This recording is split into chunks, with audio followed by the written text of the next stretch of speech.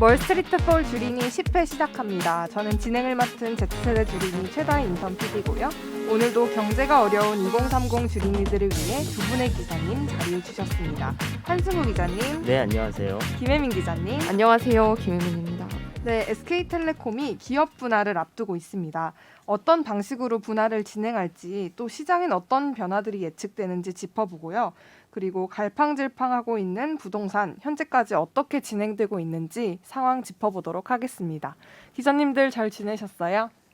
네, 잘 지냈습니다. 선배 잘 지내셨어요? 저는 뭐 지난주에는 제가 배탈이 나서 네. 이제 좀 네. 잠을 좀 잘 못 자서 오늘 금방 늘 이렇게 빌빌대면서 나오고 있네요. 그 배탈 난 게 금방 안 나오셨어요? 아, 그건 아니고요. 금방 그거는 나고. 그날 근데 바로. 오늘은 이제 잠을 좀 못 자고. 잠을 잘 못 주무시는 게 운동을 너무 열심히 하셔서 그런 게 아닌지. 운동 열심히 하세요? 그게 모르겠어요. 이게 자기 전에 막 땀을 흘리고 자는 게 되게 안 좋다고 하는데 네. 진짜 안 좋은 것 같아요. 근데 자기 전에 운동을 하면 바로 잠이 안 오더라고요. 그러니까요. 네, 몇 이게 시간 약간 있다가. 몸이 각성 흥분 네. 상태가 되면서 잠이 금방 안 오는 거예요. 잠이 들어도 꼭 깨, 새벽에. 이 뭐 운동 때문인지 나이 들어서 그런 건지 모르겠는데 무슨 운동 하세요? 아주 방송국 내에서 소문이 자자합니다. 기자님. 그래요? 저는 뭐 그냥 5만까지 운동을 잡식처럼 그냥 합니다. 운동 진짜 저만 몰랐네. 운동 진짜 열심히 하신대요. 오. 인터넷 기획까지 들어올 정도로 진짜요? 소문이. 그래요? 근데 사실 운동을 제가 원래 어디? 되게 싫어했는데 회사 계단 오르게 하시나? 아니 기구도 집에 어. 마련하셨대요. 원래 되게 싫어했는데 네. 본격적으로 한 지 이제 1년 좀 넘었나? 예, 그냥 뭐 재미가 뒤늦게 붙어서 이것저것 잡식처럼 하고 있습니다. 그 얘기 듣고 보니까 되게 건강해 보이십니다. 갑자기요? 갑자기. 갑자기. 기자님은 잘 지내셨어요? 네, 저도 뭐 별일 없이 그냥 똑같이 맨날 원고 쓰고 출연하고. 그 똑같은- 아이템 찾는 게 굉장히 힘들 거예요. 그쵸. 친절하게 저도 저걸 뭐 한 1년 쉽지 않더라고요. 이상 해봐서 네. 아는데 그게 팔뉴스에 또 나온 거랑 겹치지 않게 최대한 해야 된다면서요. 네, 왜냐면 저도 다음날 아침 최대한 다른 걸로 리포트로 나올 수 있으니까 그걸 피해서 이제 이것저것 그리고 좀 생활 속 팁을 주는 게 좋을지 아니면 좀 깊이 있는 내용 하는 게 좋을지 맨날 고민을 하면서 네, 주제를 고르고 있어요. 그렇구나. 음. 우리 또 혜민 기자님 팬분께서 저희 또 월스트리트 채널에 찾아오셔서 댓글을 달아주셨어요. 팬 맞아요? 네. 네. 여기 지금 김혜민 기자님 목소리 여기서 들을 수 아. 있어서 좋다고 제가 읽어드릴게요. 아싸 으라차차님이 골룸에서 최종 의견 듣다가 넘어왔는데 김혜민 기자님 목소리 여기서 들을 수 있어 반갑습니다. 이렇게 아, 왔어요. 감사합니다. 잊지 않고 이렇게 네. 최종 의견을 한 기간이 더 길죠 지금. 그건 꽤 오래됐죠. 거의 1년 넘게 했고 그게 올해 초쯤에 끝났습니다. 네. 올해 초쯤에 이제 MC가 네, 바뀌었죠. 바뀌었는데 근데 그럼에도 여전히 팬분들이 그러니까 아직도 기억해 네. 주시고 감사합니다. 여러분 한승우 기자님도 있어요. 이것머니 청취자 여러분들 이거만이 그러게 이거머니 이거만이에서 많이 들으셨을 했었죠. 텐데. 예. 한승우 기자님도 여기 계시니까 네. 다음 주에는 이것머니 청취자분들 와서 댓글 달아주세요. 그러게요. 저희가 팟빵에도 공급을 해야 되나 좀 고민이 되네요. 그럼 그쵸. 많이 알 텐데 사실. 그러게요. 네, 그죠. 그럼 팟빵은 꾸준히 회사의 오랫동안. 판단에 맡기겠습니다. 저희가 결정할 수 팟빵에. 있는 거 아닌가요? 제 생각에 할 수 있을 것 같은데요. 네. 네, 그럼 이제 오늘 주제 한번 이야기 나눠볼까요? 네. 네, 먼저 제가 오늘 소주제를 이렇게 잡아봤어요. 국민주 타이틀 노리는 SKT 일단 이렇게 잡아봤는데 카카오 올 초부터 이제 기업들의 분할 소식들이 굉장히 많이 들렸었잖아요. 그래서 SK텔레콤이 이제 액면 분할을 한다. 요건 이제 좀 주린이 저도 이해가 돼요. 네. 주식을 쪼개겠구나. 이렇게 좀 그래서 비싼 주식이 네. 싸지겠구나. 이게 이렇게 이해가 되는데 음. 인적 분할이라는 것도 또 한다고 하더라고요. 네. 이건 좀 익숙하지가 않아서 혜민 기자님 설명 부탁드립니다. 네, 이제 분할은 크게 말하면 기업이 좀 이제 성장했을 때 너무 덩치가 커지면 운영에 어려움이 있을 수 있기 때문에 2개 이상으로 쪼개는 거를 말하거든요. 네. 근데 인적 분할과 SK가 이번에 하는 SKT가 하는 인적 분할과 물적 분할로 나뉩니다. 네, 인적 분할은 어떤 거냐면요. 아주 똑같은 법인을 하나 더 만드는 거예요. 수평적으로 분할한다고 많이 얘기를 하는데 네. 그냥 같은 법인 하나가 더 생기는 거예요. 그러니까 모회사, 자회사 개념이 아니고 형제, 생기는 거죠. 네네. 근데 물적 분할은 이제 모회사가 있으면 그 아래 자회사 개념으로 또 다른 작은 회사가 그 아래 속하는 회사가 이제 생기는 건데요. SK는 인적 분할을 한다고 이번에 얘기를 했었어요. 수평적인 분할을 그렇죠. 의미하는 네. 거죠. 근데 뭐 예를 들어서 그 몇 달 전에 LG화학은요, 이 네. 배터리 사업부가 주력이잖아요. 네. 이걸 LG 에너지 솔루션으로 물적 분할했고요. 최근에 만도라는 회사가 있거든요. 네. 많이 들어보셨을 거예요. 여기도 자율주행 사업 분야를 물적 분할을 했습니다. 근데 사실 물적 분할은 뭐 선배가 더 잘 아시겠지만 물적 분할은 기업에서는 되게 선호해요. 왜냐하면 모회사가 자회사의 지분 100%를 다 소유할 수 있거든요. 그런데 인적 분할은 주주들, 특히 소액 주주들이 많이 선호를 하는데 왜냐하면 이번에 SKT를 예를 들면 SKT와 또 신설 회사가 생기잖아요. 신설 투자 회사가 그렇게 되면 이 두 회사가 상장이 됐을 때 나중에 SKT 주주는 두 회사의 주식을 쪼개서 가져갈 수 있어요. 만약에 내가 SKT 주식 10주를 갖고 있었다. 네. 그러면 이게 6대4 비율로 나뉘거든요. 네. 그럼 SKT 주식 6주, 그다음에 이 신설 투자회사 주식 4주를 가질 수가 있습니다. 이렇게 되면 뭐 예를 들어서 이번에 정말 그 신설 회사 이쪽 분야의 SK 하이닉스와 11번가 가거든요. 네. 근데 이렇게 되면 여기가 주력 회사가 될 수 있어요. 그럼에도 불구하고 주주들은 여기에 대한 영향력을 잃지 않을 수 있는 거죠. 네, 그렇네요. 이해가 되시나요? 네. 대신 물적 분할은 기업에서 100% 자회사의 주식을 다 갖고 있기 때문에 주주들 입장에서는 간접적으로 영향력을 행사할 수밖에 없는 거예요. 그렇기 때문에 저 사실 제가 LG화학 이제 아주 소액 주주인데요. 네. 저도 이제 사실 LG 에너지 솔루션이 이제 분리를 한다고 했을 때 좀 화가 났던 게 저는 사실 이 배터리 사업을 보고서는 투자를 한 건데 이걸 분리해서 따로 자회사로 갖고 있겠다고 하면 저는 이 자회사 주식을 또 따로 사야 하는 상황이 되는 거죠. 그렇지 않고서는 간접적으로 소유한다 이런 정도의 영향력밖에 행사할 수 없는 상황입니다. 주주들이. 그럼 SK텔레콤이 결국 네. 인적 분할을 한 건 좀 주주 친화적인 어떤 맞습니다.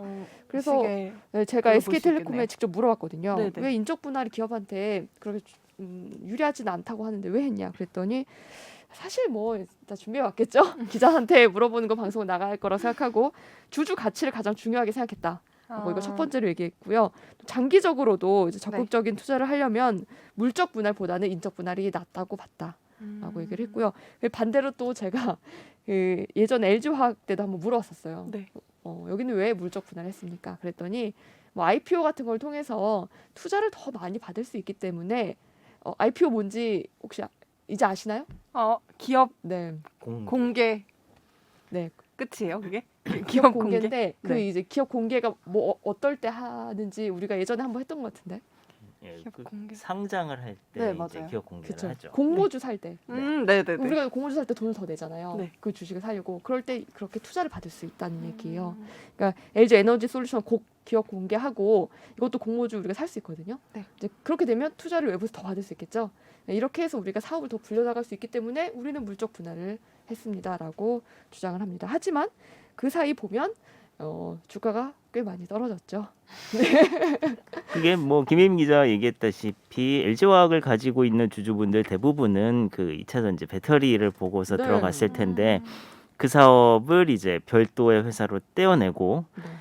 그 회사를 따로 이제 기업 공개를 하고 상장을 어차피 할 거죠. 그건 이제 네. 순이 그렇게 되는데 그렇게 되면 이제 기존 주주들 입장에서는 내가 가지고 있는 LG화학의 가치는 그만큼 이제 떨어졌다라고 생각을 하는 거죠. 그래서 이게 그 시장에 요즘처럼 이제 작년 올해 막 기업들이 분할을 하고 IPO를 하고 상장을 하는 게 이제 기본적으로 시장의 유동성이 많고 그래서 이때 이제 상장을 해야 좀 더 많은 자금을 모을 수 있다라고 판단들을 하고 있는 것 같은데 네. 물적 분할을 해서 상장을 하는 게 이런 식으로 시장에서 이제 가치를 평가받기 때문에 조금 더 투자금을 모으기 유리하다라는 측면이 있다고 이제 일반적으로는 알려져 있죠. 네. 다만 기존 주주들이 이 LG화학과 만도도 그제 발표 나고 나서 그게 그날 뭐 11%인가 네, 뭐 10% 그렇게 떨어졌을 거야 아마. 네. 미리 뭐 어떻게 예고가 돼 있던 게 전혀 아니고 그 전에 뭐 IR이나 이런 데서도 나왔던 얘기가 아니어서 네. 그날 상당히 좀 시장이 충격적으로 받아들였었고 맞습니다. 상대적으로 김민미 기자 얘기했지만 인적 분할은 뭐 장부 가치상으로 회사를 이렇게 나누잖아요. 네. 이번에 6대4 비율로 나눴으니까 주식 숫자도 기존 주주들한테 그냥 6대4 비율로 나눠주니까 그런 면에서 보면은 나는 이제 개인 주주들 입장에서는 두 회사 주식을 다 가질 수 있게 되는 그게 그런 좀 거죠. 좋겠네요. 주주들 입장에서. 그렇죠. 네. 왜냐하면 새로 분리되는 회사가 훨씬 더 영향력이 있을 수 있거든요. 그쵸. 네. 이번에도 보니까 뭐 SK 하이닉스 11번가 이게 다 그 시설 투자 회사로 가거든요. 이쪽에 대해서 내가 사실 난 이쪽 보고 투자했다라는 사람들도 있을 텐데 두 개 다 그럼요. 똑같이 나눠주면 이번에도 좋지. 보면은 이제 SK텔레콤은 그냥 이제 통신 사업 쪽으로 확실하게 이제 기업이 남아 있는 것 같고 네. 새로 생기는 회사가 약간 주 SK 밑에 그 중간 지주 회사 격인 것 같아요. 네. 그 밑에 이제 뭐 하이닉스라든가 네네. 뭐 팀앱 모빌리티라든가 음. 앞으로 이제 유망하다고 이거 기업들 막 다 따로따로 상장할 거거든요. 네. 이 기업들이 대거 그쪽으로 들어갔죠. 맞습니다. 그래서 이게 SK 입장에서도 하이닉스가 덩치가 너무 커진 거예요. 하이닉스가 이게 원래는 현대반도체였는데 그걸 네. 이제 SK가 인수를 해서 음. SK 하이닉스가 돼서 지금은 그룹 내에서 이제 가장 시가총액이 큰 회사가 됐는데 네. 제일 위에 주 SK가 있고 그 밑에 SK텔레콤, 그 밑에 하이닉스 이렇게 돼 버렸잖아요. 네. 네. 그러면은 하이닉스는 손자 회사란 말이에요. 네. 자회사, 손자 회사. 네. 우리나라 지주회사 법상 손자 회사가 다른 회사를 뭘 가지려면 지분을 100%를 다 가져야 돼요. 그러니까 하이닉스가 뭐 사업을 뭘 더 하고 싶어서 뭐 어디 인수를 하려 그런다 하면은 그 회사 지분을 100%를 다 사야 되는 거예요. 네. 그러니까 아깝잖아요. 그렇죠. 예, 그러니까 이 투자에 있어서 운신의 폭이 굉장히 적어져요. 음. 그래서 예, 이렇게 두면은 SK 주가 있고 지금 이제 중간 지주 회사가 있고 그 밑으로 하이닉스가 들어가니까 손자 회사의 지위를 물론 이게 더 나가면 이 중간 지주 회사가 주 SK랑 이제 합병을 하느냐 마느냐의 이슈도 있었지만 네. 이런 식으로 해서 그 지위에 조금 변화를 주려고 하는 시도도 있었다라고 보는 것 같아요. 근데 SK는 원래 이거 그 인수 합병으로 해서 되게 커온 회사니까 뭐 하이닉스도 그렇고 그다음에 더 덩치가 큰 SK 이노베이션 이런 거 이거는 옛날에 유공이라는 석유 회사 한국 석유공사인가 뭐 그랬을 거야 아마 그거를 이제 인수해서 뭐 SK는 그런 식으로 해서 지금 사업비를 잘 불려왔죠. 통신사도 마찬가지고 한국이동통신 그쵸. 그거를 예. 그 옛날에 카폰 김희진 알 것 같아. 카폰이 카폰 모르죠. 몰라요. 차에 있는 폰. 차에서만 쓸 수 있는 폰. 그게 옛날에는 이제 무선 전화기 시대가 이제 막 터지고 네. 했을 때 네. 네. 그 중간에 그 자동차에서 쓸 수 있는 카폰이라는 게 있었어요. 그 자리 사이에 회장님 자리 있는 거기다 그리고 차에 안테나가 이렇게 달려 있고 그러면 그거는 운전하면서 전화를 할 수 있는 거야. 그러면 그거는 차에서만 할 수 있네요. 그건 정말 부의 상징. 너무너무 비쌌어 그 카폰은. 정말 사장님들이나 쓸 수 있는. 그렇구나. 그게 이제 그렇죠. 누구나 쓸 수 있는 네. 휴대전화 스마트폰이 나오면서 SK텔레콤이 정말 어마어마한 성장을 했죠. 그렇군요. 근데 이번에 이렇게 인적 분할하는 걸 두고서는 저는 네. 이거는 사실 뭐가 맞는지 모르겠지만 이혼을 염두에 둘 거다. 회사를 나눈 거다. 그래서 라는 의혹도 나오고 있는데 이혼을 염두에 두고. 왜냐면 지금 이혼 소송 중이잖아요. 네네네. 그렇기 때문에 이제 와이프한테 떼줄 재산을 이렇게 분할하고 있다라는 의견이 나오는데 사실 뭐 그것까지 아니겠죠? 이건 음모론이겠죠. 근데 이런 얘기들이 진짜 많이 그건 끝저번에 SK 와이번스 팔았을 때도 네. 그 위자료 마련 맞아요. 위한 거라는 얘기가 있었잖아요. 뭐 사회적 가치 얘기는 많이 하고 다니시는데 네. 이 그 개인사가 네. 뭐만 하면 이게 끊임없이 좀 이렇게 개인사가 사회적 가치에 부합하지 않아요. 그러니까요. 오래되네요. 이 괴리가 가끔 네, 느껴집니다. 있죠.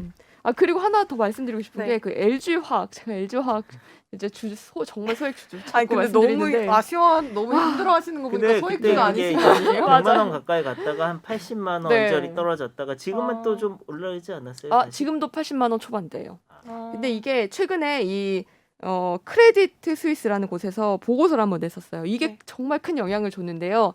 어떻게 보면 이게 모건스탠이 이런 비슷한 투자 이제 어느 정도 어떻게 해야 된다 이걸 분석해 주는 곳인데 여기에서 낸 보고서를 보니까 네. 이제 이번에 얘기한 이 내용이에요. 물적 분할이 LG 화학을 지주사로 만들면서 LG 에너지 솔루션을 이제 분리시킨다. 그러면서 여기에 대한 영향력이 줄어들기 때문에 LG 화학에 대한 주가 할인이 불가피하다라는 내용이 들어가 있어요. LG 화학에 대한 주가 할인이요. 그렇죠. 주가 할인. 그러니까 주가 내려갈 네. 요인이 된다는 아. 거죠. 네. 그래서 원래 목표 주가가 130만 원이었는데 네. 68만 원까지 떨어진 거예요. 아. 반토막 났죠. 반토막이네요, 진짜. 네. 근데 진짜로 실제로 그 뒤에 주가가 68만 원을 향해서 가고 있어요. 아, 물적 분할 이후에 그런 맞습니다. 일어난 일들인 네, 거죠. 왜냐하면 지금 이제 LG 에너지 솔루션 분리됐고 여기 자회사로 분리되면서 IPO 할 거기 때문에 이거는 기업 가치를 따로 봐야 된다. LG 화학과 그렇기 사실 물론 때문인데요. 지분을 가지고 있긴 한데 그렇죠. LG 화학이 그렇지만 그게 뭐 따로 올라간 그만 음, 그게 우리나라에서는 약간 그 지주사 할인이라는 개념이 있더라고요. 지주사 네. 디스카운트. 그러니까 자회사의 그 가치를 지주회사가 온전히 다 누리지 못한다라는 얘기거든요. 자회사의 가치를요. 예, 그러니까 나는 분명히 LG 화학이 에너지 솔루션을 자회사로 가지고 있고 대주주가 네. LG 화학인데 LG 에너지 솔루션이 좋으면 당연히 LG 화학도 똑같이 더 그만큼 좋아져야죠. 근데 실제로는 그 좋아지는 가치를 다 누리지 못하더라 지주회사가. 한국증시에서 유독 이제 그런 현상들이 좀 나타나는데 저렇게 이제 핵심 사업부를 띄어간다라고 하면은 네. 조금 뭐 기존 주주들 입장에서는 불만이 나올 수밖에 없죠. 네. 이번에 분리할 때도 이제 우려들이 좀 있었죠. 그래서 이게 왜냐면 핵심 사업부는 저쪽 신설되는 법인으로 다 갔기 때문에 네. 근데 뭐 인적 분할을 했으니까 뭐 반은 주식에는 이제 뭐 큰 변화는 없을 것 같고. 주식엔 큰 변화가 없을 어차피 것 같다. 뭐 자본금 분리된 대로 그 회사 주식 또 새로 받게 될 거예요. 기존 주주들이. 소액 주주들이 조금 더 약간 몰릴 네. 가능성이 있을까요? SK 네네, 주식이에요. SKT 주식이에요. 음, 이게 분할을 몰릴 11월에 한다고 하죠? 맞아요. 그래서 10월 26일 전까지만 사도 그 그쵸. 뒤에 분할된 주식을 받을 수가 있어요. 음, 근데 SK가 근데 사실 그거를 분할했다 안 했다를 놓고 주식을 사기보다는 그런 분할 이후에 이 기업이 얼마나 발전할 수 있을 것인가 이 미래 가능성을 보고 투자를 하는 게 맞을 것 같은데요. 당연 뭐 네. 당연히 맞는 말이죠. 네, 그렇게 보면 근데 사실 그렇게 봐도 SKT가 정말 괜찮은 회사긴 하거든요. SK텔레콤. 네.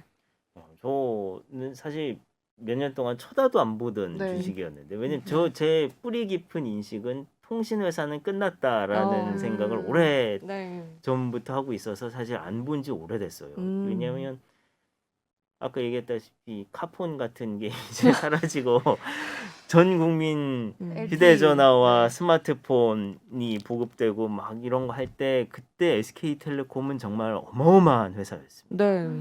진짜 이 몇 배 뛰는 수준을 넘어서서 정말 어마어마한 성장세와 혁신적인 기업의 모습을 보여줬기 때문에 그때 그렇게 오르는 걸 한번 보고 나서 그 다음부터는 이제 뭐 가입자 유치하려고 뭐 마케팅에 막 뭐 보조금 주고 맨날 그런 뉴스만 나오고 네. 사람들 다 이제 스마트폰 갖고 있으니까 통신 3사가 서로 가입자 빼먹기만 하고 그런 모습들을 보면서 아, 이제 통신 회사는 더 이상 볼 건 없겠구나라는 생각을 제가 오래전부터 하고 있어서 네.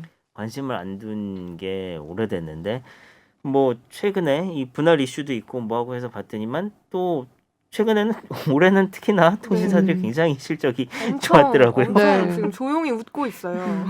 조용히 웃고 이게 기자님 말씀해 주셨던 것처럼 네. 그동안 이제 국내 통신주가 워낙 주가 진폭이 저조해서 네. 3%만 올라도 상한가다 이런 이 좀 경기 방어주였어요. 그러니까 이게 사람들이 경기 안 좋아져도 통신은 해야 되니까 네. 경기 안 좋을 때 수혜를 받는 주식, 뭐 한전, 뭐 이런 그쵸. 식으로 거의 그런 수준의 취급을 받던 게 그쵸. 옛날 통신주였죠. 그런 약간 무시를 조금 받았었는데 요즘 이제 침체를 끝내고 다시 반등을 재개했죠. 갑자기 이렇게 드라마틱하게 반등할 수 있었던 이유가 뭘까요? 근데 저는 SK가 이 전화 사업에만 머물지 않았기 때문인 것 같아요. 뭐 예를 들어서 최근에 우버랑 같이 우티라는 합작 회사를 냈거든요. 근데 그게 뭐냐면 지금 카카오도 비슷한 걸 하고 있는데 이 차량 공유 서비스 뭐 이런 걸 이제 우버와 같이 이제 시작하겠다는 거예요. 그러니까 사업을 좀 더 여러 다방면으로 확장을 하고 있고 그게 또 성공적으로 될 것 같아 보이고 뭐 티맵 같은 것도 우리 정말 많이 이용하잖아요. 그쵸. 근데 티맵으로 끝나는 게 아니고 이 티맵으로 우리 운전자들이 운전하는 운전 습관 다 모아요. 빅데이터를. 이걸 또 활용할 수 있고 이런 좀 그동안 생각지 못했던 이 전화만 하는 이런 사업을 하는 게 아니고 다방면으로 확장을 하기 때문에 여기에서 좀 미래 가치를 본 거 아닐까. 그래서 앞으로는 조금 더 주가가 오를 가능성이 클 것 같습니다. 실제로는 그 통신사의 그 실적 지표를 보는 것 중에 하나를 아르푸라고 하거든요. 아르푸. 예, ARPU입니다. 이게 네. Average Revenue per User. 그러니까 오. 서비스 가입자당 순이익이 얼마가 나느냐. 네. 이게 이제 통신사를 평가할 때 되게 중요하게 보는 지표인데 이게 실제로 계속 꾸준히 오르고 있다는 거예요. 이게 사람들이 어쨌든 5G 우리나라 5G 보급률이 지금 27% 그러니까 침투율이라고 합니다. 27% 침투가 됐고 네. 뭐 영역 커버리지로 보면 더 많은 지역을 커버하고 있다고 하는데 음. 2년 전쯤에 이게 5G 서비스가 우리나라에서 그때 뭐 세계 최초로 막 상용화한다고 아, 막 난리였었죠. 네, 광고도 엄청 했죠. 미국이랑 같이 경쟁해 가면서 뭐 음. 누가 몇 시에 했고 뭐 몇 시간 빠르고 뭐 그 시차가 있어서 어쩌고 저쩌고 뭐 음. 그런 얘기까지 나오면서 누가 먼저 서비스를 하느냐가 네. 굉장히 예. 막 경매도 하지 않았었나요? 그때 5G 주파수 경매? 경매를 했죠. 네. 예. 주파수를 경매를 했고 어쨌든 그런 식으로 이제 5G 요금제를 쓰는 사람이 어쨌든 계속 늘어나면서 그 부분이 그 이 아르푸를 개선시키는데 상당히 좀 효과를 줬다라고 평가들을 하더라고요. 그렇구나. 그리고 말씀하신 김혜민 기자 얘기했다시피 이제 뭐 우티 같은 거, 그다음에 뭐 KT 같은 경우는 거기 KT가 그 K뱅크의 지분을 가지고 있습니다. K뱅크가 최근에 업비트의 그쵸. 인증을 K뱅크를 통해서만 받을 수 있게 되면서 네. K뱅크에 저도 가입을 했으니까 그것 때문에 네. K뱅크의 가입자와 이제 수익 잔고 어마어마하게 음. 확 늘어나면서 KT도 그 부분에 있어서는 조금 수혜를 입은 측면이 있고요. 그렇군요. 확실히 좀 국민들의 삶을 네. 어떻게 좀 더 편하게 바꿀 수 있을지를 고민한 결과 이렇게 네. 조금 오르고 있는 것 같습니다. 그리고 그게 뭐 앞으로 요즘에는 그렇게 막 보조금 경쟁 뭐 이런 거 좀 덜 하잖아요. 예. 덜해졌어요. 그리고 이제 그러다 보니까 마케팅에 나가는 비용도 좀 그쵸. 줄고. 예. 그럼 뭐 내년에 대선 때 가끔씩 이제 후보들이 뭐 통신비 인하 뭐 이런 공약을 들고 나오는 경우들이 있습니다. 네. 예, 통신 부담을 줄여야겠습니다. 하는데 그런 게 이제 적극적으로 추진이 된다고 하면은 그거는 통신주에는 악재죠. 네. 요금을 내려야 되니까. 음. 근데 요즘에는 이렇게 통신비가 큰 그런 이슈는 아닌 것 같아요. 그래서 뭐 그런 이슈에서도 조금 자유롭지 않을까 네. 그래 보이고. 그렇습니다. 5G 얘기가 나와서 관련된 얘기를 또 해보자면 그러면 이제 원래 있었던 그 SKT 존속 회사가 5G 1등 리더십을 기반으로 관련 사업 적극 확장해 나가겠다고 밝혔는데 네. 근데 사실 아직까지 5G 품질에 대한 불만들이 좀 있어요. 지역별 편차가 너무 크다. 그리고 답답하다. 이런 네. 불만이 좀 계속되고 있는데 어떻게 전망하세요? 이 5G 사업을? 아, 이거 참 어려운 문제네요. 이걸 이게 그 5G가 보면은 그 이제 고주파수에 그러니까 주파수가 높으면은 더 많은 데이터를 실어서 이제 왔다 갔다 할 수 있게 되고 네.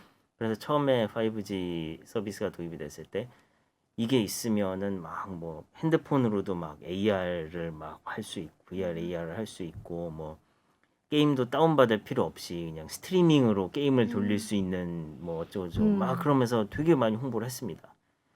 그리고 뭐 앞으로 자율주행이라든가 뭐 이런 거 할 때도 이 5G 정도 통신 속도가 안 나오면은 안 되니까.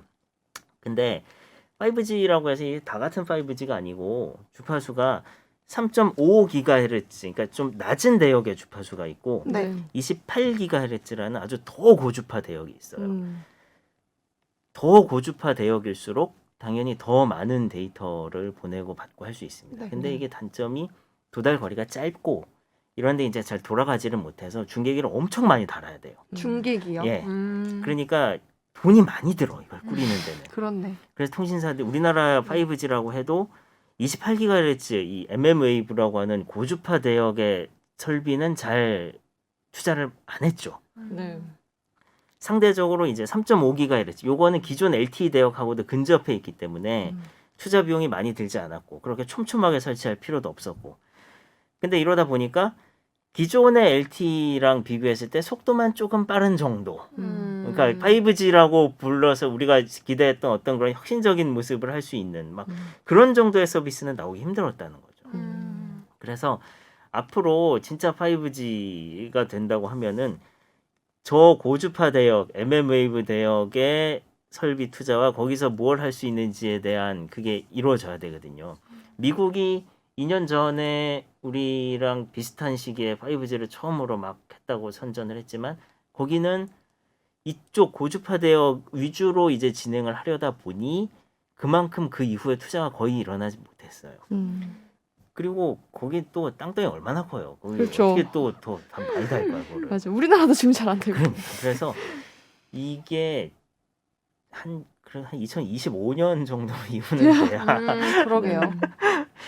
저는 이제 2년 전에 핸드폰을 교체할 때 정말 큰 꿈을 안고 그때 5G 모델을 받았습니다. 저도 그랬어요. 2년이 지나서 이번에 새로 5G 모델을 받을 때까지 그러니까 이전에 받은 그 2년 쓴 모델은 거의 뭐 그냥 LTE와 와이파이 그러니까요. 거의 그 꺼두고 쓰지 않았나요? 배터리가 너무 많이 나가서. 배터리가 뭐니? 아, 네. sorry. 죄송합니다. 괜찮아요. 팟캐스트니까요. 그럼요. 근데 아무튼 뭐 그래서 5G는 근데 뭐 그런 건 있죠. 어쨌든 우리가 앞으로 뭐 가야 할 혹은 이제 그쵸. 어떤 약간 뭐랄까 꿈을 길이다. 먹고 사는 바이오 같은 느낌. 맞아요. 전기차도 전기차. 뭐 처음에 테슬라를 자율주행 보는 위해서는. 처음에 나왔을 때 충전소 없어서 망할 거다. 막 네. 저거 안 된다 이런 얘기 많았는데 지금 또 충전소 많잖아요. 그렇죠. 잘 되고 있고. 그런 거 많이 보면 팔리고 있고. 언젠가는 언젠가는 뭐 네. 되기는 되겠죠. 그렇죠. 예. 언젠가는 네. 될 겁니다. 또 뭐 하실 얘기 있으세요? 관련해서? 다음 주제로 넘어갈까요? 네. 기자님도 하실 얘기 없으세요? 네, 뭐 네, 그러면 이제 다음 주제로 넘어가 보도록 하겠습니다. 이제 지난주에 국토부랑 서울시가 만나서 네. 주택정책 관련한 현안에 대해서 얘기 나눈 것으로 알고 있습니다. 네. 그동안 이제 오세훈 시장은 계속 민간 재개발, 재건축 활성화를 계속 주장해 왔는데 네. 지금 이제 정부 측은 어떤 입장인지 이게 뭐 오세훈 시장이 선거 유세 활동할 때 선거 때 이런 네, 얘기를 많이 맞아요. 했죠. 근데 정부는요 사실 이미 그 전부터 공공이 주도하는 재개발 재건축을 해야 된다라고 해서 이미 뭐 이사 대책도 발표했고 여러 번 이 대책을 내놨어요. 그럴 때마다 시장이 엄청 술렁거렸죠. 공공이 주도하는 재개발 네. 재건축이요? 이 공공이란 건 정부를 말하는 건데 정부가 주도하에 너네들 이 아파트 주민들이 뭐 상한가를 얼마로 정하고 그 어떻게 해서 우리가 여기다가 뭐 예를 들어 임대 아파트도 뭐 어느 정도 비율 이상 좀 넣고 해서 같이 해서 한번 해보자. 왜냐하면 그냥 민간이 하면 너무 가격이 많이 올라 버리기 때문에 이거를 이제 정부가 주도하면서 좀 잡아보자라는 그런 대책이었는데 사실 많은 재건축 단지 아파트 주민들이 이거 반대를 했습니다. 어떤 걸 반대했죠? 공공이 주도하는 거. 공공이 주도하는 아파트 걸? 가격이 떨어질 수 있기 때문에. 그렇죠. 네. 그래서 오세훈 시장이 사실 당선된 가장 큰 이유 중에 하나가 이 재건축 재개발 이거 민간이 해서 활성화시킨다는 이 선거 공약 때문이었고 사실 재건축 단지가 많은 아파트들 있는 곳에서 그 투표가 지지율이 굉장히 높았습니다. 네. 그랬는데 그리고 막 당선됐을 때 실제로 재건축 아파트들이 좀 오르기도 했었어요. 막 당선됐을 맞아요. 즈음에 그 올랐어요. 전으로 네. 해서. 근데 이제 오르니까 문제가 되는 거예요. 네. 아파트 가격 좀 잡아야 되는데 네. 계속 오르니까 이제 오 시장이 조금 방향을 틀었습니다. 맞아요. 재건축 이슈는 좀 이렇게 네. 잡아두고요. 재개발을 좀 먼저 해보자. 근데 재개발은 사실 어느 정도 이제 공공성을 가미해도 하기가 어렵지 않거든요. 이 재건축과 재개발 차이를 먼저 설명을 드리면 네. 재건축은 아파트 단지를 네. 중심으로 하는 거고 재개발은 아파트 단지 말고 뭐 빌라촌도 있고 뭐 그렇잖아요. 이런 데를 다 같이 묶어서 우리가 뭐 아파트 단지를 꾸미든지 뭐 이렇게 한번 바꿔보자라고. 그 일대의 인프라 전반을 네. 이제 다 통합해서 개발하는 게 재개발이고요. 그렇죠. 재건축은 그래서 최근에는 이제 아까 말씀드렸지만 이제 강남 목동 아파트 재개발 단지 너무 많이 오르니까 재개발 활성화로 이제 오세훈 시장이 방향을 좀 틀었습니다. 김 기자 얘기했다시피 처음에는 오세훈 시장도 네. 이 민간 재건축 재개발 쪽으로 엄청 강조를 했고 시장도 그렇게 기대를 했죠. 근데 네. 막상 시장이 딱 되고 나니까 이게 안 되겠던 거죠. 이대로 두면은 이 아파트 값이 여기서 더 오르는 했다고 하면은 그 본인이 그 부담을 어떻게 지겠어요. 그렇죠. 그래서 오히려 지금 당선되고 나서는 상당히 좀 방향이 바뀐 그리고 그 선거에서 진 여당은 오히려 이제 좀 공급과 규제를 네. 풀려고 하는 그러니까요. 그런 눈치들을 보이고 막상 시장이 된 오 시장은 이게 갑자기 자기 시장 되자마자 뛰면은 그 부담을 지기 싫으니 오히려 네. 이제 조금 속도를 조절하는 이 약간 그런 아이러니한 상황입니다, 상황이 지금. 됐습니다. 너무 예. 그렇네요. 그래서 최근에 이제 국토부랑 서울시가 만나가지고 간담회를 한 네. 거예요. 우리 그럼 접점을 한번 찾아보자. 그러게요. 이런 상황에선 접점을 찾을 수가 있을 것 같다라고 해서 몇 가지 그래서 합의를 봤는데 그 중에서 이제 가장 중요했던 게 네. 이번에 조합원의 지위 양도 제한 시기를 앞당기자라는 건데요. 어려워요. 이렇게 들으면 좀 어려운데 네네. 쉽게 설명을 하면 재건축은 여러 가지 단계가 있어요. 네. 근데 그 단계 중에 이제 좀 굉장히 앞부분에 네. 이 안전 진단을 하는 단계가 있습니다. 네. 안전 진단을 할 때는요, 뭐 A, B, C, D 2등급까지 나와요. 네. 근데 1단계, 2단계가 있고 1단계에서 대부분 C, D, E 이 셋 중에 E는 거의 안 나와요. C나 D가 걸리는데요. C가 나오면 재건축 못 하고요, 아예. D가 걸리면 2단계에 가서 한 번 더 받아봐야 되는 거예요, 진단을. 이게 C, D 이렇게 뒤로 갈수록 더 안 좋은 거죠. 그렇죠. 상태가. 이제 상태가 안 좋을수록 주민들은 좋아하는 거죠. 네. 그래서 현수막도 걸잖아요. 안전진단 맞아요. 통과. 네. 그게 사실 엄청 안 좋다는 거잖아요. 자기네들 우리 집 집이. 이렇게 많이 망가졌어요. 우리 집 이렇게 위험해요라고 네. 좋아하는 거죠. 무너질 수 있어요. 뭐 이런 뜻인데. 근데 가끔 아주 가끔 2가 나오는데 2는 안전진단 그 2차를 건너뛸 수 있어요. 네. 하지만 이제 거의 안 나오고 대부분 D가 나오고 D도 이제 점수가 나오는데요. 점수도 뭐 51점, 53점. 이 1, 2점 차이가 매우 크거든요. 네. 그래서 이제 2단계 넘어갔을 때 이제 그 당락을 좌우할 수 있는 점수 뭐 1, 2점 사이에서 왔다 갔다 하기도 합니다. 뭐 어쨌든 근데 목동에 있는 대부분의 아파트 단지들이 D를 받고 있어요. 가끔 C가 나오기도 하지만 대부분 D를 받고 이제 그 다음 이제 2단계로 넘어가서 네. 그 뒤에 그럼 여기가 정말 재건축하기에 알맞은 곳인지를 또 한 번 더 보는데요. 사실 지금은요 이 이때도 아파트를 사고 팔아도 조합원 지위를 넘길 수가 있었어요. 그러니까 조합원 지위라고 조합원 하면 지위라는 게 뭐죠? 뭐냐면 네. 나중에 이 아파트가 재건축 될 때 네. 조합원 지위를 갖고 있어야 이 아파트 소유를 분양을 받을 그 조합원 소유를- 물량이 그렇죠. 있죠. 그러니까 조합 물량을 한 개 이상 갖고 있어야 제가 아파트 뭐 하나라도 받을 거 아니에요. 그렇죠. 네, 그렇기 때문에 이 조합원 지위를 갖고 있냐 없냐가 매우 중요합니다. 그런데 지금까지 지금 말씀드렸지만 그 조합원 지위를 갖고 있을 수 있었던 시기가 그 동안에는 이 조합이 설립된 시점이었어요. 조합 설립은 그럼 어디서 주도하는 거예요? 조합 설립은 이제 민간에서 이제 그 안에 있는 맨 처음에 주민들이 그 단지에 있는 분들이 이제 그 재건축 조합 설립 추진위원회라는 걸 만들고 네. 그 다음에 안전 진단을 하고 그 다음에 안전 진단이 통과가 되면 조합 설립 인가가 나옵니다. 네. 예. 그러면 주민들 중에도 조합원이 된 사람과 안 된 사람 이렇게 있을 수 있는 거예요? 그게 조합을 만들 때는 보통 몇 % 이상이 참여해야 조합을 만들 수 있는 조건이 돼요. 근데 아무튼 조합 설립 인가가 나와서 원래는 참 헷갈린다 나도. 그러니까 그 안전 진단이 통과가 되고 그다음에 이제 조합 설립 인가가 나올 수 있다는 거죠. 기존의 조합원 지위를 가질 네. 수 있는 거는 조합 기존에는 조합이 설립이 설립돼야 되고 네. 그 이후에 거래가 되면은 그거는 이제 조합원 지위를 못 받는 상황이 됐던 네네. 거지만 이제는 안전 진단 통과된 단계에서만 매매를 해도 그 사람은 이제 조합원 지위를 받을 수 없다. 결국에 맞아요. 재건축이 완성이 되고 세대 수가 이제 더 늘어날 거 네. 아니에요? 더 고층으로 짓고 막 그러면은 네.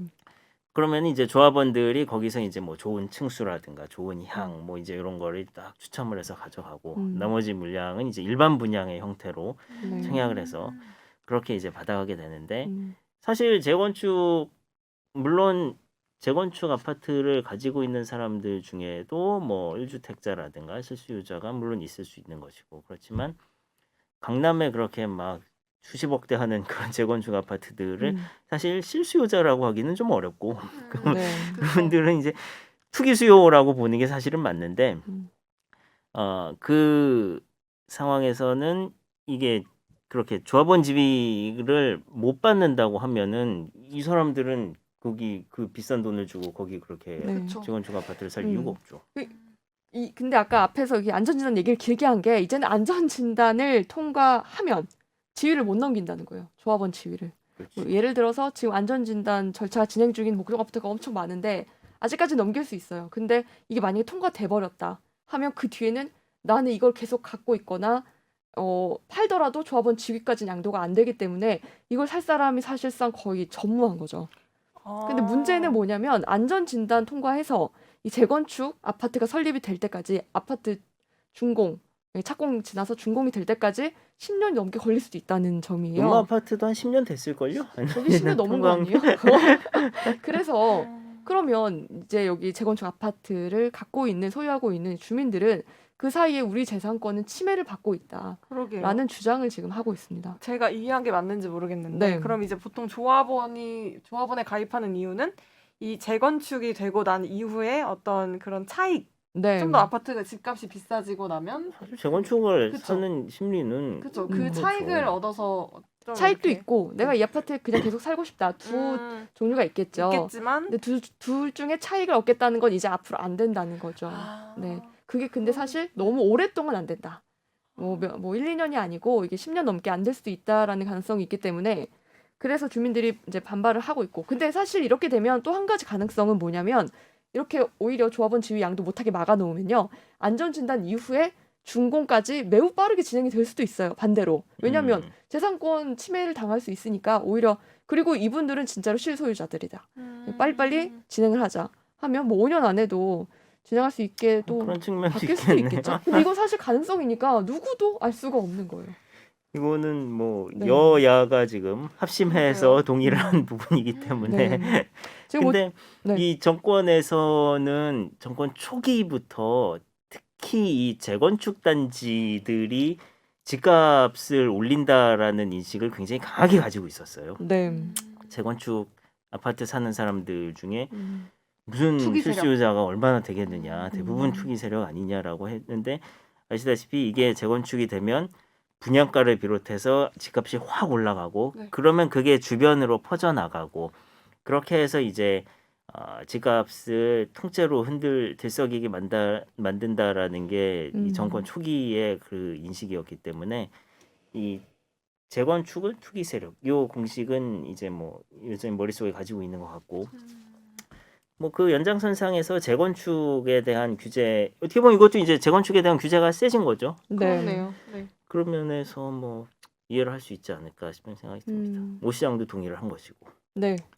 근데 이게 또 이제 오세훈 시장 임기가 얼마 안 남았죠. 그렇죠. 1년이죠. 그럼 이제 또 1년도 안 남. 임기 끝나고 나면 네. 또 얘기가 달라질 수도 있는 거겠네요. 아닌가요? 지금 오세훈 시장 임기뿐만 아니라 지금 대선이 내년 4월인데 이게 그 사이에 제 뭐 생각에 이제 되게 정권이 불확실한 만약에 게 많죠, 바뀐다면, 예, 정권이 바뀐다면 또 부동산 정책이 어떻게 뒤바뀔지 모르기 때문에 이게 뭐 예측이 안 됩니다. 그 피해는 오롯이 저희가 근데 저 사실 같은 이게 가장 큰 문제 아닐까요? 그러니까 그쵸. 앞으로 부동산 정책이 어떻게 바뀔지 모른다고 생각하는 거. 이 불안한 심리 때문에 사람들이 집을 사는 것 같아요. 사실 그냥 뭐 만약에 정책 기조가 정해졌다면 그걸 그대로 끝까지 밀고 나가면 사람들이 아 이게 바뀔 가능성이 없겠구나. 그러면 나는 어떻게 해야겠다라는 장기적인 계획을 세울 텐데 자꾸 불안하니까 아 집을 그냥 사둘까? 그냥 이런 하나는 생각을. 가지고 있는 게 좋겠다 네. 그런 심리. 맞는 것 같습니다. 네. 그런 사람들이 작년에 소위 이제 뭐 영끌로 매수한 3, 40대들 아닐까요? 그냥 실거주 할 거면은 뭐 한 채는 그냥 그렇죠. 갖고 있는 게 속이 뭐 설사 편하다. 나중에 조금 그 집값이 떨어지더라도 음. 어차피 뭐 실거주 할 거라고 생각을 한다면 그런 심리를 가지고 있으면 덜 주저하게 되죠. 네, 집을 사는 그게 데. 접니다. 마음이 편안하긴 해요. 집이 하나 있으면 네, 그런 심리로 집을 작년에 많이 샀던 것 같아요. 네. 좀 앞으로 영끌이라도 좀 가능한 상황이 다시 됐으면 좋겠네요. 네. 이게 참 부동산 어려운 것 같습니다. 그 부동산이 지닌 어떤 양가적인 성격, 그 내 집이기도 하면서 네. 살 수 있는 집이기도 하면서 자산으로 또 활용이 될 수 있잖아요. 그렇죠. 그것 때문에 너무 알면 알수록 정책들이나 이런 것들이 참 복잡한 것 같습니다. 앞으로도 어떻게 진행이 될지 지켜봐야 될 것 같네요. 네, 더 하실 얘기 있으세요? 이거 우선 네. 몇 가지 더 덧붙이면 재건축뿐만 아니라 재개발도 똑같이 조합원 지위 양도가 이제 어려워지는데 앞으로 당겨지는데 지금은 관리 처분 인가 이후부터거든요. 네. 근데 앞으로는 정비구역 지정 이후로 이게 바뀌고요. 근데 이게 정비구역 지정 이후에는 무조건 못 넘긴다가 아니고 시도지사의 결정에 의해서 못 넘기게 할 수 있다라서 이게 가능성이 열려진 거지 무조건 안 된다는 건 아닙니다. 그거는 알아두시면 좋을 것 같아요. 어쨌든 현재까지의 상황은 재개발, 재건축 모두 다 이걸 이용해서 좀 음. 차익을 얻어보려는 시도는 어려워질 수 있는 거네요. 그렇죠, 맞습니다. 네. 참, 알겠습니다. 근데 안전진단 통과가 그렇죠. 이게 되게 어렵잖아요. 안전진단. 어렵죠. 2차에서 네. 이번에 목동의 단지들도 1차에 D 나왔다가 2차에서 그냥 엎어지는 경우가 많죠. 예, 진단은 많았죠. 국토부에서 하나요? 아니요. 그게 1차는 민간 용역으로 하고요. 네. 이 2차가 자료를 가지고 2차를 건설산업연구원인가 국토부에서 국토부에서 네. 하나. 국토부 산하에서 2차를 진행을 합니다. 2차가 더 어렵다. 그렇기 근데. 때문에 사실 2차는요. 1차는 점수를 어떻게 좀 그러니까 융통성 있게 뭐가 되지만 맞아요. 2차는 정부가 이거를 맞아요. 제어를 저도 한다. 그렇게 들었어요. 네. 2차는 정부의 영향력이 행사될 수 예. 있다. 그래서 네. 훨씬 요즘 같은 분위기에서는 훨씬 더 통과하기 어렵다라는 음. 얘기들을 네. 하죠. 네, 그래요. 그렇습니다. 네. 그러니까 사실 네. 오세훈 시장이 지금 추진하고 있는 정책이나 네. 아니면 서울시가 추진하고 있는 공공 재개발 재건축, 네네. 오세훈 시장의 민간 재개발 재건축 이 두 가지 모두가요 서로의 도움이 없이는 이제 이게 추진이 안 돼요. 공공 재개발도 서울시에 이제 뭐 허가나 승인이 필요하고 민간 재개발 재건축도 정부의 그 허가나 승인이 필요한 상황이라 그래서 이번에 처음으로 이제 같이 간담회를 한번 해봤는데 뭐 앞으로 어떻게 될지는 모르겠지만 앞으로도 좀 협의가 많이 필요한 상황인 것 같긴 합니다. 오세훈 시장이 민간 재개발 재건축을 네. 계속 주장하는 이유는 그게 좀 더 쉽기 때문인 거죠. 아니죠. 그러니까 아니에요? 민간 재개발 재건축으로 확 공급을 늘려놓으면 네. 사람들이 그때는 이제 공급이 많아지니까 수요도 그만큼 찾아가게 되고 오히려 집값이 안정되게 된다. 하지만 이건 약간 장기적인 플랜이거든요. 네, 그래서 이제 정부는 집값을 먼저 잡아들려고 하고 뭐 그러니까 사실 닭이 먼저냐 달걀이 먼저냐의 차이 아닌가요? 저는 그렇게 봐요.